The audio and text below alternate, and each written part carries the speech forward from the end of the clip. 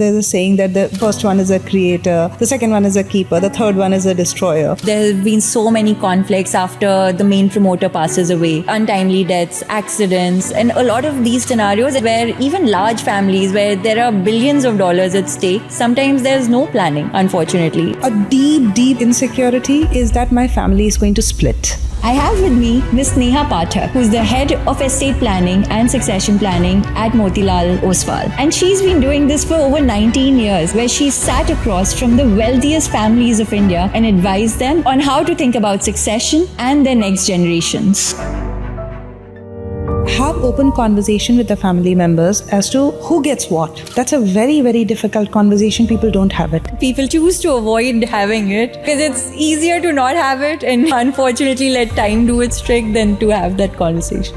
This episode is aimed towards that audience who wants to understand how not to destruct wealth in any form or shape. After watching this episode, I'm sure you'll be able to understand the nuances and the complex family dynamics that often emerge in these kind of situations.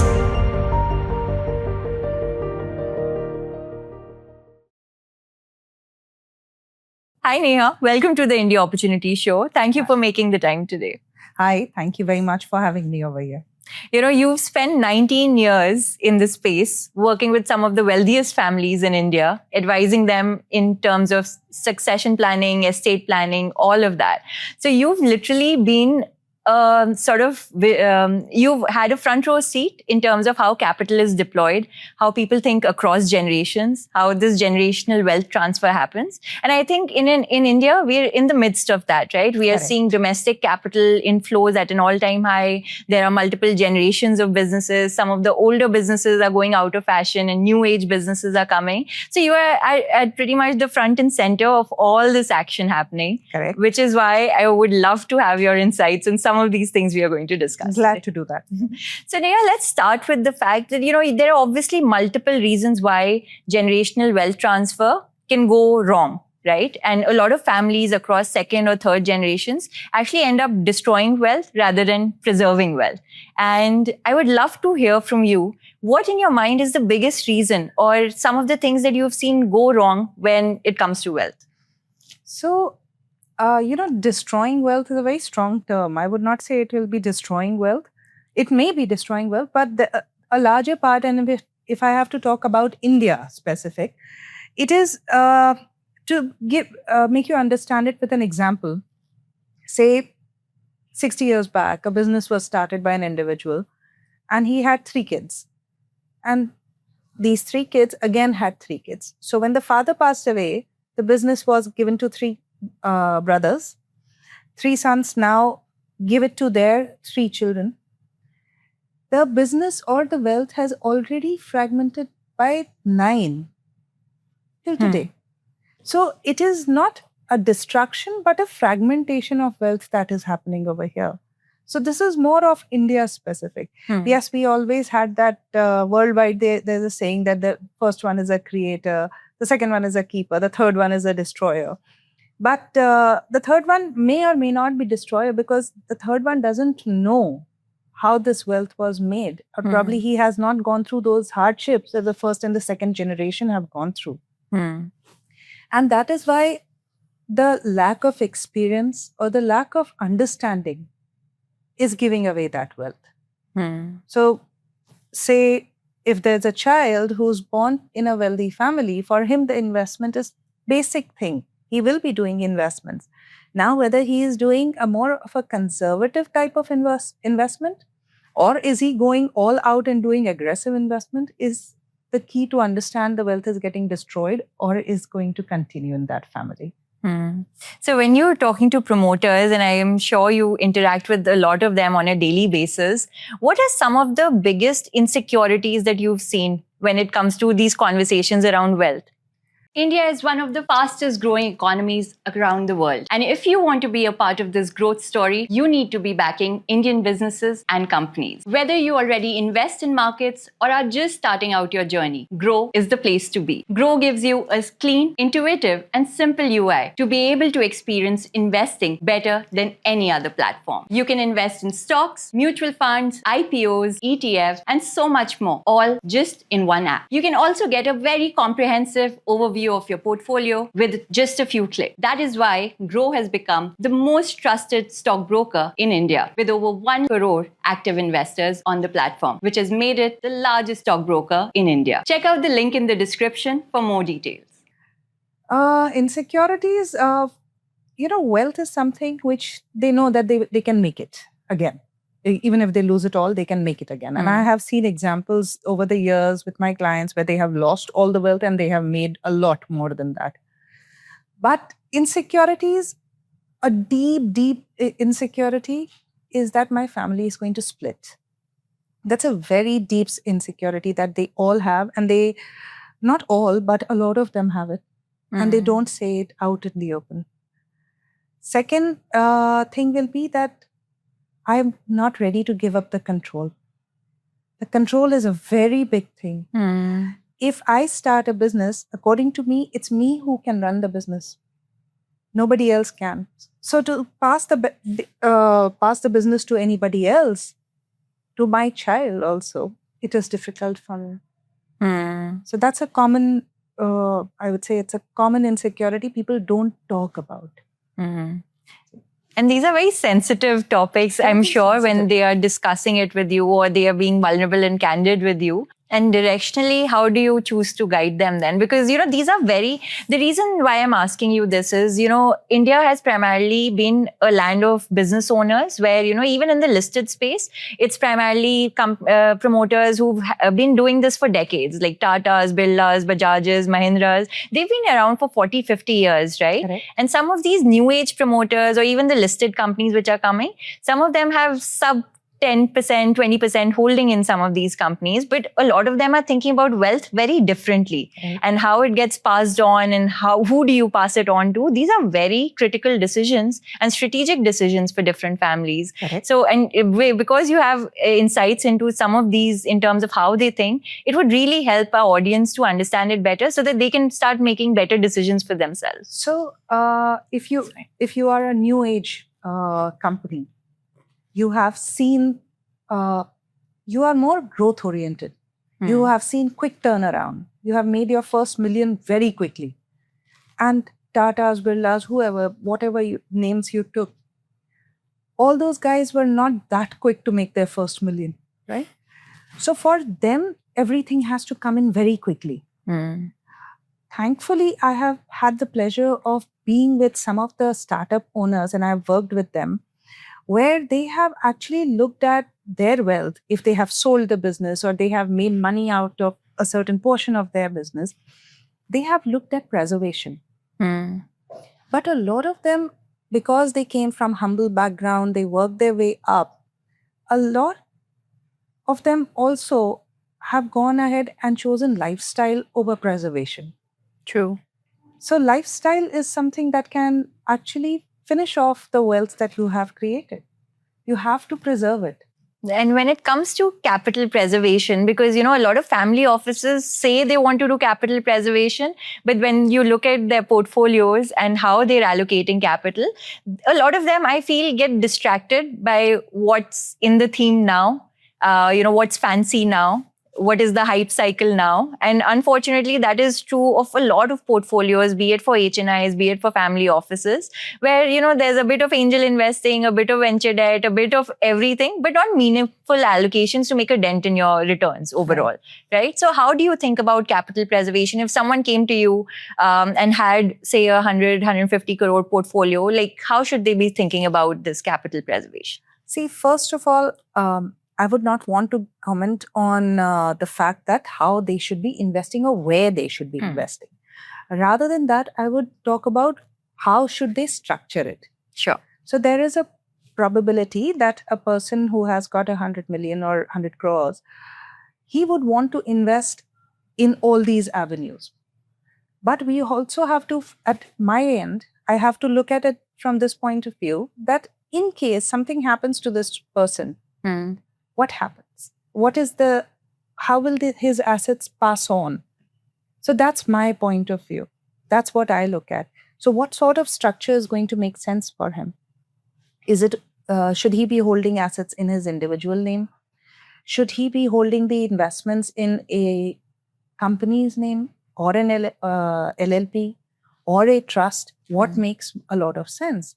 See, after a certain point of time, when we talk about money, tax optimization is one thing. But beyond tax optimization is structuring. So you need to structure your wealth in such a manner that in case suddenly something happens to you, the next in line person should be able to get some benefit from it. So if the markets tank or your business tanks tomorrow, there is some credit encroachment on your business, at least your assets are protected for your family. Yeah. So that kind of structuring should be done. So when it comes to structuring, because, this is the oldest story in the books, right? Like there have been so many conflicts after the main promoter passes away, untimely deaths, accidents, and a lot of these scenarios. And then the conflicts in families, in generations, unfortunately go on for decades. Correct. And in India, we are seeing that happen currently. I won't name names out of respect for those families. But, there are so many instances where even large families, where there are billions of dollars at stake, sometimes there's no planning, unfortunately. What are your insights been? Like, how can we do this better? And at what stage should we start thinking about this? So, I have seen this in my career, that when we talk about planning, or rather, let's talk about a businessman. He's always so happy doing his business, looking at the growth of his business, talking about investments.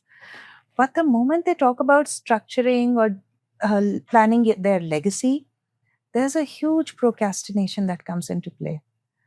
And there's an inertia that sets in that says that I don't want to plan just now. Let me pay attention to something else. So that inertia has to go.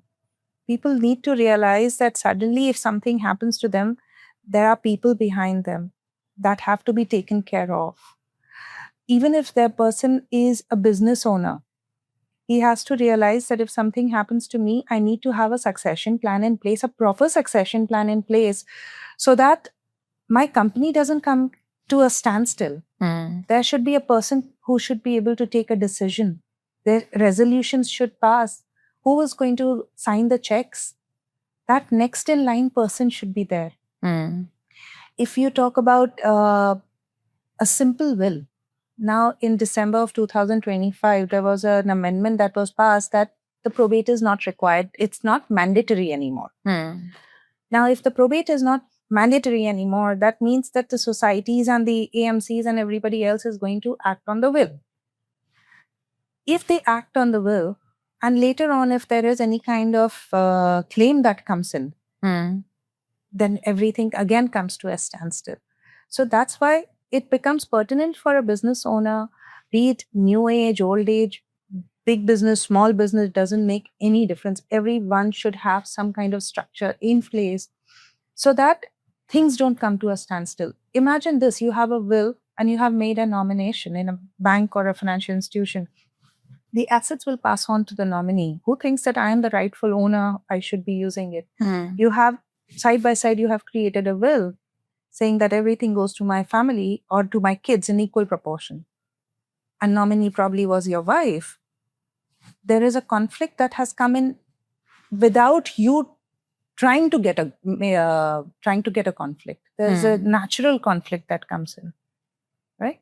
So that's why one needs to pay attention to what they have written down and what they have written down vis-a-vis what they have. Is it making sense? That's where I work. That is my area of expertise, that what you have vis-a-vis what you're doing, is it matching? And if it is not, then let's work on it. So if you meet someone for the first time and if you give them, this insight that, you should be thinking about succession planning or at least get your will in order, what is the first reaction that you hear from most people? When people are meeting me, they know what I do. Hmm.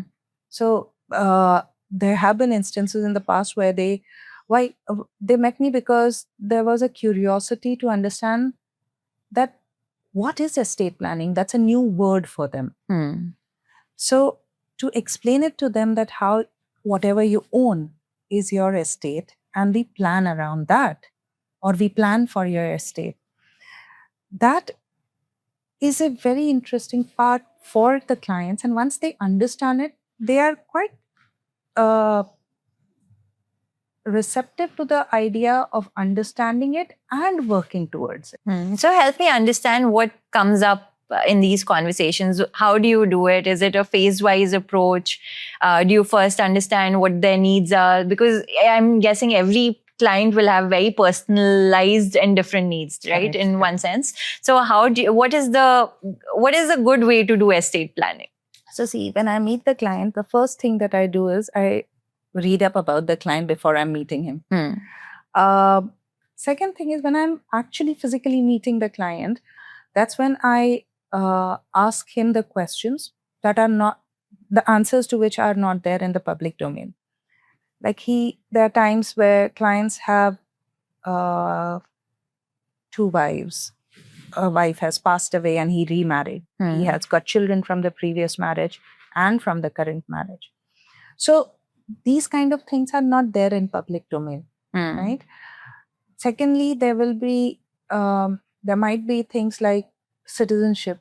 So the first child was born in US because the client was working there. The citizenship is different. It can be a possibility the client has a special needs child. So it can be a possibility that his business, he's not running the business, he's just holding the company. So we know the name of the business, but what is happening over there, we don't know. So it might just be a shell company which is holding investments just now because he has sold off the business. It can be, so this is what I understand from the client, that who are your family members, where are they residing, their age, their citizenship status. I understand from there what are the objectives that he's looking at. So almost 100% of the clients want a proper succession plan in place. Almost 100% of the clients want that our assets should be amicably divided between the family members, or they should be benefiting my family members. Few of the clients want, and that few is going to a larger number now, they would want protection against any kind of matrimonial discord. They would want protection against any kind of creditor encroachment. They would want that my children should not, should get the money as and when required and by them in a certain quantum should get transferred to them, not the entire amount. So slow distribution of money, piecemeal distribution, or an age-wise distribution. So these are common objectives. Then there can be specific objectives also. Like I remember one of our clients, he did not want the money to go down to his son-in-law or son-in-law's family in any manner, to the extent that he kept giving us names of people. And eventually he said, it'll go to charity, but it will not go to my son-in-law. So we have got all sorts. Yeah. So everybody has a different requirement. So it's not the same cookie cutter for all. So I have to work with everybody in a different manner. Here, we can go in different directions, but since you mentioned marital conflict, divorces are also a big reason why, we are seeing the emergence of prenups for the first time in India. And, so many people are talking about it openly. Are you seeing that happen a lot? See, divorces, of course, are increasing. Yeah. But at the same time, people still believe in the institution of marriage, right? So, as a parent, I would want to protect my wealth. I want my wealth to go to my child. And that is exactly what the clients are doing. Being a parent, it's a very human thing to do. That I want to give it to my kids, I want to give it to my grandkids. And to give you an example again over here, I remember this is a client of ours who gave a portion of his assets to his daughter. Daughter was happily married, settled, they had 2 kids, and suddenly something happened and the daughter passed away. Oh. She had 2 minor kids. The kids for a very long time were staying with my client, so with the grandparents, till the time father, he was overcoming the loss. So he was taking some time. So kids were staying with grandparents. That's one part of this. And the first earlier part was that the assets were already transferred to her. Now, what happened was when the husband figured out what the assets of his wife were, deceased wife were, he saw these assets, which were given by her father. Now, these assets were not given in a structure to her. They were just given as gifted to the daughter. As per our law, as a Hindu law, it says that everything goes equally between the kids and the spouse. And they didn't have that intention. So he said, no, but I am the legal guardian also, a natural guardian and the legal guardian for the kids. I'm going to take these assets and I'll hold these assets and I will manage these assets. That was a large portion of the assets. And they continued with it. And they kept fighting that let's keep those assets aside for the kids. They were meant for our daughter and the children. Please don't touch them. And he said, no, it is going to be a part of my wealth also, because I have a business, I will require money and I'll use it. And of course, they are my kids. So I'm not going to just squander them away. I'm going to take care of them. That they kept fighting.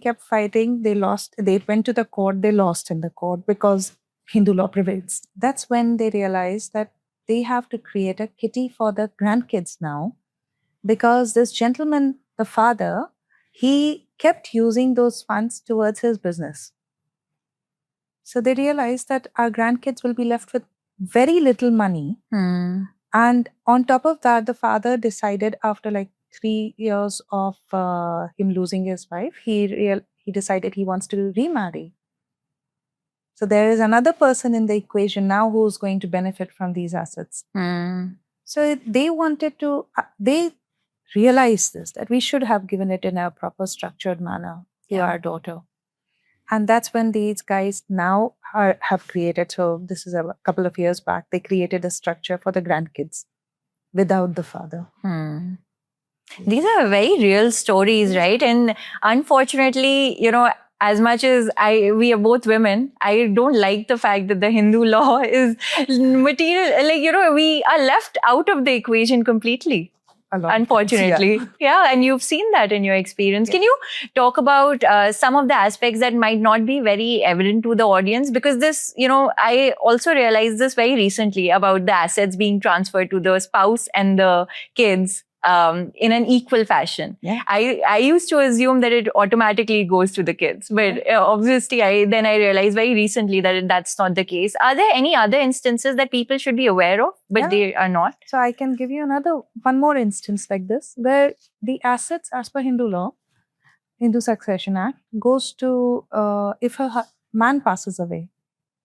So a lot of people think that if a man passes away, the assets go to the wife. That's not the truth. It goes to the wife and to the kids and to the mother in equal proportion. So man's mother, man's wife, and man's kids, all in equal proportion. So suddenly you have a mother-in-law also as a part owner with you in the assets. So a lot of times people don't realize that, but that's the truth. Yeah. And I remember there was this time, and I was making a plan for this family, and COVID came up, and they could not complete the planning. We said that we will do it. Let's give it a rest. We are in Pune. We are going to be in our house and will not go out. And both husband and wife, they were in Pune. Their kids were in Bombay. And husband went for a walk in the morning and he had a massive heart attack and he passed away. he had nothing in place. So whatever they were making, it was all in limbo. So nothing was made. And he passed away. When it came to getting a succession certificate, it was delayed because of COVID. As per law, the assets are going to go to the man's mother and the two kids and the wife. Wife had no idea that mother-in-law suddenly is becoming a part of everything that they have. And mother-in-law was staying with the other son, means the person who passed away, his son.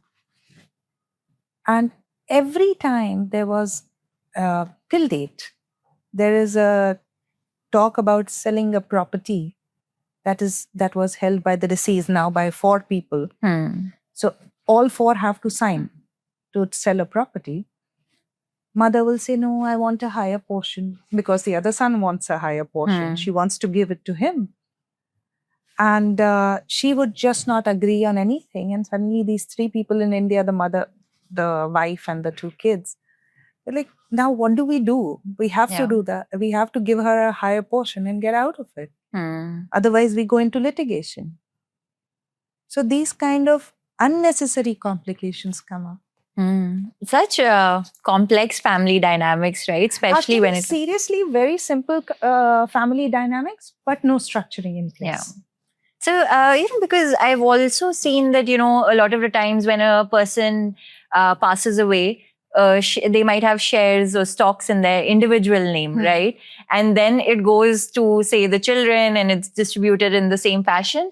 Then, then the court will ask you to make sure to sign something where, you have to testify that no one else will claim on these shares, and only then you can access. Indemnity. Yeah. Right. So when it comes down to it, a lot of people don't even think about that, right? We are all holding stocks or like mutual fund portfolios now, but we are not thinking about how it's passed on and if our children or family can even access what we have. Right. So how should one be thinking about this? See, also to add to your point, when you talk about mutual fund or stocks that are held by an individual, if it's over a certain valuation, the rules are that it will not get transferred till the time there is succession certificate in place. Right?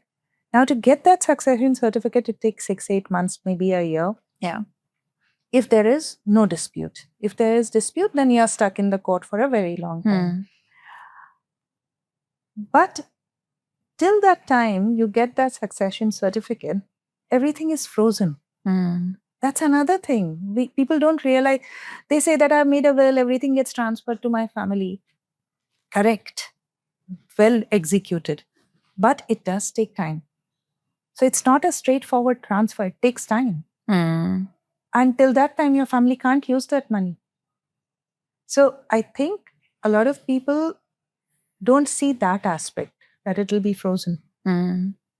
So we should actually address that please make some provision for some little amount also that gives continuity or continuous income to the family members. So if a man is working, wife is not working, she is a homemaker, she would have to go to so many AMCs because nobody is investing in just one mutual fund. Yeah. So people are investing in multiple mutual funds. There are PMS, there are AIFs, there are stocks that they are holding. She would have to go to so many people. And she's a homemaker. She has no idea how to deal with this situation. And she might not even be fully aware of the holdings. Correct. Yeah. So that listing down, figuring it out, I have come across very few people across so many years who have actually listed down everything. Yeah. What is the basic hygiene to follow? Like, if it comes down to it, what should every person be doing that we aren't? Everyone should have a will in place. Number 1, you should have a will in place that covers your thoughts clearly. As far as possible, list down your assets in the will. So if I have got properties, list down the properties properly. Put down the complete address. A lot of times I have come across wills that read, they say that we have made a will. Like 90% of the people will say, we have a simple will lying at home. Say, please show it to me. And when they show it to me, it says, all my assets, movable and immovable, will go to my wife. And in case my wife is not there, it will go to my children in equal proportion. That's a simple will. Great. But what are your assets? Nobody knows. You are sitting in the office, somebody approaches you, says that why don't you make an investment? You like the investment, you sign the form, you give it. Nobody knows what your investment is. Have you made any startup investment? Startup investment doesn't list down anywhere. Yeah. There is no NSDL, CDSL, nothing. So that listing should be done. That listing should be done either as an annexure to a will or as a part of the will. And it should be updated continuously. It will take you, like how we go for a medical checkup and yearly we do that. It doesn't take more than half an hour to update your will if you have already created it. Just update that annexure. It doesn't take that long. It'll be shorter than a lunch meeting. So yeah. So get your will in order. Absolutely. And That's have all your assets listed down. Absolutely. What next? After that, depending upon your family dynamics, upon your objectives, you should create a structure. Depending upon the quantum of the wealth, that is also one important aspect. It can only, and probably you will have a business also, which you're running. You should have a trust where you can park your assets, which will give a continuous income, even if you're not there. It will protect the family members against any problems or liabilities that may come in the future. It will give a continuity to your business because the business is going to be held in a trust, which is operated by a trustee. So trustee can then become a signatory in the business affairs also. So business suddenly doesn't come to a sudden stop. So that's another thing. Maybe have a LLP for investments or to carry out other buying real estate or any other thing. HUF has been there, but it is over the years I've realized that a lot of HNIs and high net worth clients actually have realized that HUF is just one entity which is there and it's not of any use except saving some small little tax. That's it. So HUF, according to me, it's there, but one can do without it also. And ensure that your nominations and your whatever you're writing in the will matches at all times. You will see the old-time employees who are there, you will see that their EPF, like when a person starts a company, he says, okay, I have got a company and I have got people working for me and now I can have an EPF and he'll have the employee provident fund in his name and with everybody, all the employees will have it. When he started it, probably it's the nomination is still in his mother's name and mother's not there anymore. Similar to a bank account or an insurance. When I bought my first insurance, I still remember my mother was my nominee. For me, my father was. Correct. Yeah. Correct. So all that should be changed. Because at that time, you're probably not married, you don't have kids, and you're not thinking about this, right? Yeah, you're strictly looking at what you're doing, right? So, and your family is mother and father. So you give it to them. Yeah. So those things have to be updated. I remember I met some 59-year-old man and he said that these are the details. I was like, have you checked on the nomination? He said, yeah, everything is in order, not a problem, don't worry on that. I said, all right, just have a look at it as a cautionary thing. And he did that and he called me up. Like, Neha, can you believe this? I have my mother as my EPF nominee. Yeah, but I'm not surprised, because when you're starting out a new job or very early in your career, the parents are the natural nominees, right? And then you forget about you don't changing it. update it ever. Yeah. Unless like a mutual fund app will force you to update the nominee, which a lot of them did recently. But it typically stays like that and no one updates it. Correct. So that's actually great advice because, I also realize that's a big missing piece in the puzzle. Correct. But overall, when you think about, okay, maybe trust in an LLP, what is the time to think about consolidation of holdings, right? Because a lot of companies, or like I've seen a lot of promoters be investing via their own private limited companies, right? Or they might not have trust structures. And some of them are very closed off to having trust structures because they feel like, it makes it untouchable in one sense, or they can't access that capital when they need it in terms of liquidity. So how should one think about it? So between the trust and LLP or a company, see, remember taking the money out of the company, because company is supposed to run a business, right? To take the money out of the company, there are huge tax outflows that are there, right? So you have to pay not only at the company level, when a person receives it at his level as a dividend or a salary, he has to again pay tax. Income Right? tax. So you can't just take the money out. And however, this is not applicable in an LLP. LLP profit share is there. You can change the profit share depending upon the family members. But you can't write that who will get the share and who will not get the share. Or at what age a person will get. So I can't write in an LLP document that my child will start getting the percentage benefit from the LLP at the age of 35, 10%, and at 40, 20%, and at 45, 25%. I can't write things like this. So I can't control that kind of distribution. In a trust, I can do both these things. When I do a distribution from the trust, it is tax-free. There's no double tax at the beneficiaries level. So there is a person who's making the trust, who's the settler. There's a person who's benefiting from the trust, who's the beneficiary. And then there are, of course, the trustees who are there in the trust, who are managing the trust.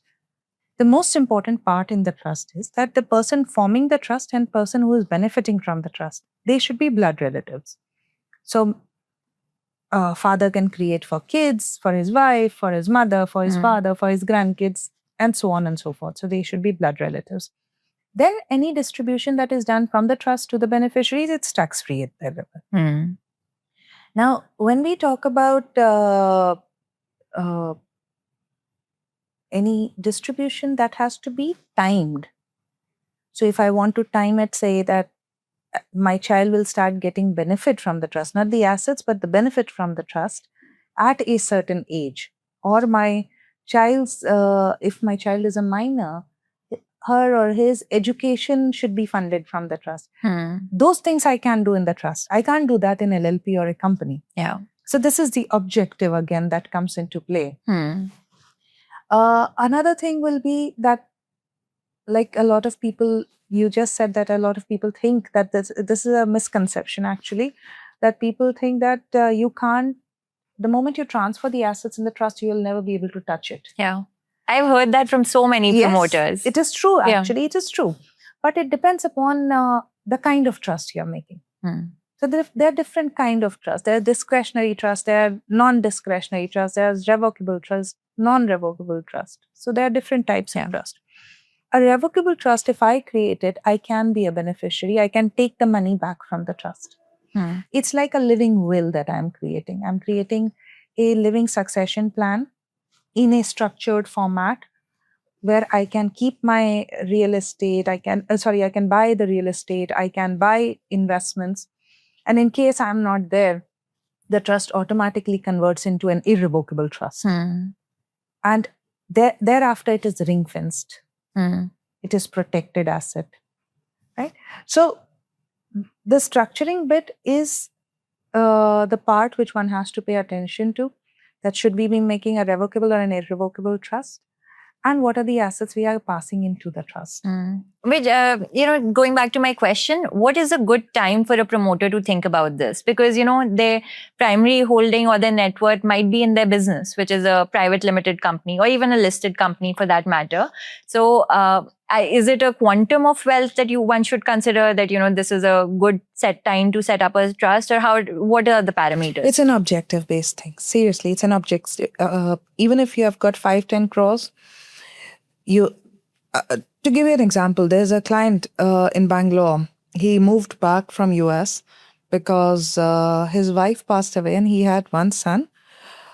So when his wife was alive, the son went through a drug problem. And they took him to a rehab. He became all right. He came back home. He was fine. Then his wife passed away. At that point of time, the son had a relapse. So he went back to drugs. This gentleman put him in the rehab again. But he realized that he won't be able to do that if he continued to be in US. Now, for whatever reasons. So he got him back to Bangalore. He had his extended family over there. So he said, there are a lot of people who can take care of him. US, I'm all alone. So when I was talking to him, and this is really 20 years back, 18 years back, at that point of time, his only sole objective was to protect his wealth against outsiders so that his son is not taken nobody should take advantage of his son. Yeah. And if his son gets into any such problems, at least there is something to protect his assets. And at that point of time, his assets were all of 5 crores, which he got back from US. That's it. So at a 5 crore also, you can have objectives and you would want to create a structure. It is a different thing that at 20-25 crores, I will surely say that you need to create a trust. You need to protect your assets. You need to have a proper plan around it. But again, at a lower quantum also, you can create structures. And when it comes to, consolidating all your holdings, so what all goes inside the trust? Is it all your holdings, even the public, private markets, or is it only for real estate? How should anything that you hold can be a part of the trust. So there is no restrictions as such in a trust. So public market, private market, you can have startup investments, you can have mutual funds, you can have real estate, you can have properties in the trust. And if someone after watching this is convinced that they need a trust, what are the steps to follow? They should call me immediately. Don't blame me if you get a lot of calls after. I'll be very happy, very, very happy. But, just a bit to tactically think about, what are the next steps if you do decide to create a trust? How does it all start? See, because it feels like a lot of legwork to pull off, right? Consolidating all your holdings and putting them inside a structure. Yeah. So that is why you need a professional in place. So jointly, we work with a lot of CAs. So every client has a chartered accountant. So we work with their chartered accountant because, see, a CA or a lawyer or any other person can create a trust. You can download a trust deed from Google also. The issue is that the terms or the proper terminology that is required in the trust deed, it comes out of experience. So like on day one of when I started my work, I had no idea of what is to be put over there. It was not my area of expertise. Yeah. Right? Over the years, when you work with the clients, you understand their mindset, you give them examples. Probably this is the point that you might be looking at. So why don't you think of including this particular aspect also in your trust deed? A lot of time they agree with me that, yeah, it makes sense to add in a point like this. So that's something that should be done not at their own level, but they should take help from a professional for that.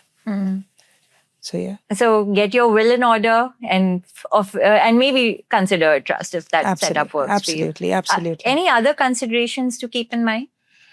Other considerations would be update the nominations. That's very important. Very, very different thing, but check your name, which I found a few years back. A lot of people have name mismatch at a lot of places. Oh. And somehow it has so happened. So say my name is Neha Pathak. So my surname spelling will be wrong. However, the investment has happened. KYC has been done. But that spelling is wrong over there. So if I pass away, my family will go through hell to get those investments transferred in their name because my name is not correct over there. So name check should be done, nomination check should be done, will should be updated, trust structure surely one should create. Look at think about creating an LLP in case you have got a requirement of a LLP. Otherwise, you're just creating another entity. Have open conversation with the family members as to who gets what. That's a very, very difficult conversation. People don't have it. People choose to avoid having it. They think my Because family will break it's easier up. to not have it and, unfortunately let time do its trick than to have that conversation. Which is not the right way to approach that, because if people, they say that it's my wealth, I'll give it the way I want. Correct, absolutely right. But at the end of the day, you don't want to leave a litigation behind. So might as well have that conversation, keep the family in the loop, provide for your spouse. A lot of people say that, oh, my sons are there, they will take care of my wife. Probably not. So provide for your wife, have assets in your wife's name. For the daughters also, there should be a provision made in case if it's a business family and if there's a son and a daughter, then generally, mostly it so happens the son takes over the business because daughter is married and has a business of her own, or she has become a part of another business family. Then in that case, there should be a certain portion that should be given to her for her utility so that there is no dispute or discord or any problems between brother and sister later on. Do you see that happen? Yes, I do. Yes, Is it very common? How common is it? It is not. See, I'll explain it to you with an example. There's a business and father is running the business. Son joins the business. Son gets married. Son's wife also joins the business. Father had a daughter also who got married at 18 or 20, and she has moved to a different city and she's also a part of a business family. Everybody is happy and everybody knows that we are a part of a business, right? Everybody is doing well and the businesses are also doing well. Suddenly, and I'm giving you this as one of my clients' true story. One fine day, father decides, I want to give certain portion of assets because my daughter was never a part of the business. But at the end of the day, she is my daughter. I want to give her something. He decides to give his shareholding 50-50 between son and daughter. Son already has a shareholding. Son is very, very uncomfortable with that idea. He loves his sister. He's not saying that don't give it to her. He's saying give it to her, but don't give her a board seat. Don't get her here to make decisions. And I remember in a meeting room, closed meeting room, one-on-one, the son told me, I'm not comfortable with the idea that in case, because there was some issue going on between the daughter and the son-in-law, he said, in case something happens, the son-in-law will come and sit over here. I don't want that. And till date, I had the ability to take a decision on my own. How come suddenly, because my father decided, I should have somebody else also along with me? Probably the thought process is very different now, which is true. And the son, when I'm talking about son, he's 50-year-old man. He's not a 30-year-old boy. Yeah. And this conversation I had with the father, that do you think it'll be right to do this to your son at this age and at this juncture when he's fully there, about to become the chairman, MD of the company? Do you think it's a right thing to do? Get somebody else. And he agreed. He has run the business earlier on his own. He said, actually, what you're saying is correct. So let me give, what do I do? So the idea was to give economic interest to the daughter without giving her the shares. So we reassessed the whole thing, made the structure so that she can get the economic benefit without having the board seat. So, girls, a lot of times things are changing where people want to give to the girls, but a lot of time people still hesitate to give because you are including another family along with yours. So for a business, I will say that's a risk more than anything. That's so true. And thank you for sharing these stories to make these examples feel so Anytime. real, because this happens across families, right? And it's not just to say only a size of family this will happen to. It happens at literally every level, Everywhere. no matter how many assets you have. This is a tale as old as time, right? Absolutely. But thank you so much, Neha, for being Thanks here a lot today and doing your first podcast. Yes, I'm so excited. Yeah, and I'm so glad that you shared such deep insights. And I hope people take this seriously and, think about succession planning and Yes. even estate planning more seriously. Thank you very much for having me here. It was a pleasure. Thanks. Thank you. A lot of you who watch our content haven't subscribed to the channel yet. So please, this is a sincere request. So please subscribe to the channel so we can keep bringing you better and better content each time. Thank you for watching. Investment in securities market are subject to market risks. Read all the related documents carefully before investing.